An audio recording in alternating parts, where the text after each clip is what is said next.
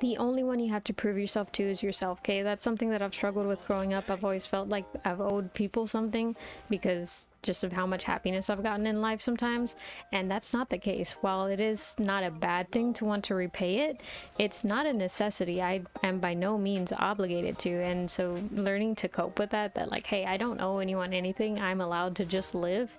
That's a big thing that I've learned, and so I'm here to teach it to you, okay? I know it can be, you know, like kind of it's almost a human necessity to be like, hey, I can do this, I can do that, do you want me to do this for you, do you want me to do that for you? You don't have to do that. You really don't.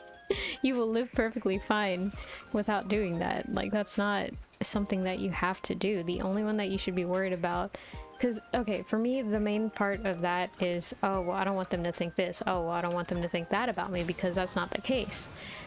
It doesn't really matter what they think in the end, regardless of how many times you prove yourself or what you do to, you know, show them I'm not that type of person, or I'm like this is how I want you to see me, and this is how I'm going to portray myself. Regardless of how hard you try, people will still see you any way they want to see you. It doesn't matter how many times you've helped the homeless and worked in a soup kitchen, people will still sometimes think you're a shitty person, and it's like impossible to actually like regulate how people are going to see you.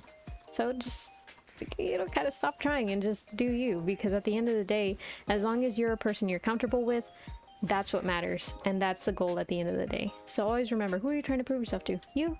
Good. Then keep doing what you're doing. If you want to prove to yourself that, hey, I can do this, hey, I am capable of this, and just show that to yourself because you kind of low-key don't believe that, then do it. Go for it. But if you're trying to prove to your mom's favorite cousin that, like, I can lift 50 pounds and you break your arm doing it, like, come on, man, that's kind of clown moves. So yeah, okay, bye.